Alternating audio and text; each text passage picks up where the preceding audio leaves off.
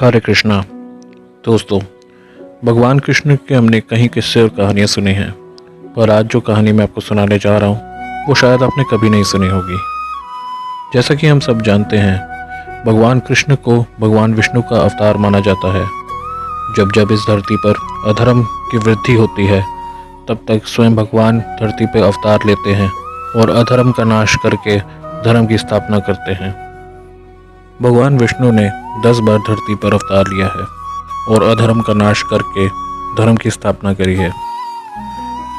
इसलिए इस बात पर यकीन करना बहुत ही मुश्किल है कि भगवान विष्णु भी कभी किसी से पराजित हो सकते हैं।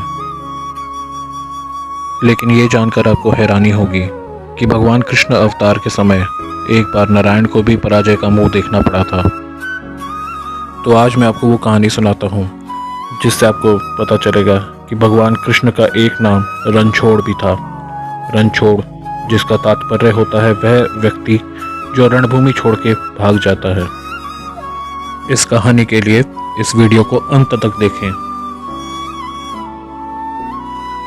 अगर आप हमारे चैनल पर नए हैं तो सब्सक्राइब करें हमारे चैनल को और वह बेल आइकन ज़रूर दबाएं ताकि हमारी आने वाली सभी वीडियो की नोटिफिकेशन आपको सबसे पहले मिले।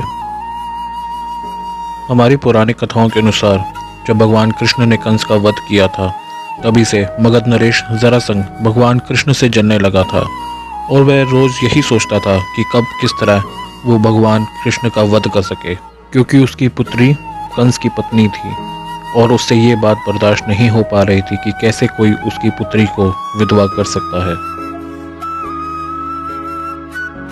जरासंध एक बहुत ही शक्तिशाली और पराक्रमी राजा था और उसके सम्मान पूरे भारतवर्ष में कोई नहीं था। वह एक महान शिव भक्त भी था और एक बहुत बड़ा दानवीर भी था। जब वह सुबह सुबह भगवान शिव की पूजा करके मंदिर से बाहर निकला करता था, तो उससे मांगने वालों की कतार लगी रहती थी मंदिर की दोनों तरफ। उस समय जरासंध से जो कुछ भी मांगता था वह उसकी ख्वाहिश पूरी जरूर करता था।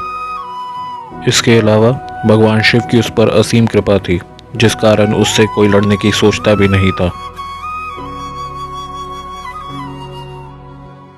पर वह भगवान कृष्ण थे जिन्होंने उसके दामाद का वध कर दिया था और जिस कारण उसकी पुत्री विधवा हो गई थी। इस कारण अनेकों बार मथुरा पे जरासंध ने आक्रमण किया, परंतु हर बार भगवान कृष्ण और बलराम ने मिलकर उसकी समस्त सेना का विनाश कर दिया था। परंतु हर बार भगवान कृष्ण जरासंध को छोड़ दिया करते थे, क्योंकि भगवान कृष्ण जानते थे कि जरासंध ना ही उनके हाथों से और ना ही किसी हथियार से मारा जा सकता है। इसी कारण जरासंध ने कभी भी मथुरा पर आक्रमण करना नहीं छोड़ा। वो हर बार एक नई सेना लेकर आक्रमण करने पहुंच जाया करता था।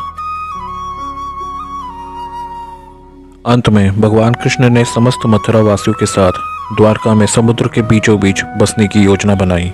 इसी वजह से जब जरासंध ने 18वीं बार मथुरा पर आक्रमण किया, तब भगवान कृष्ण रणभूमि छोड़कर भाग गए और सीधा द्वारका नगरी पहुंच गए।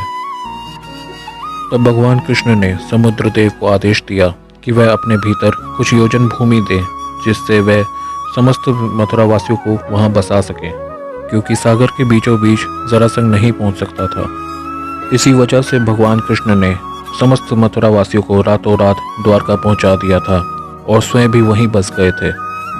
बाद में भगवान कृष्ण ने भीम की सहायता से जरासंध का वध करवा दिया था,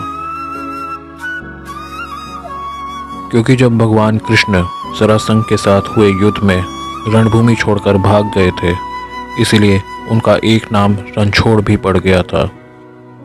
और उनकी आरती में भी हम ये सुनते हैं, रणछोड़ अत ही अत है, और इसके बिना उनकी आरती पूरी नहीं होती। आपके इस बारे में क्या विचार हैं, हमें कमेंट करके बताएं। अगर आपको हमारी ये वीडियो पसंद आई हो तो लाइक करें हमारी वीडियो को, फॉलो करें हमें इंस्टाग्राम और फेसबुक पर, लिंक उसके डिस्क्रिप्शन में है। सब्सक्राइब करें हमारे चैनल को और वे बेल आइकन ज़रूर दबाएं ताकि हमारे आने वाली सभी वीडियोस की नोटिफिकेशन आपको सबसे पहले मिले। धन्यवाद।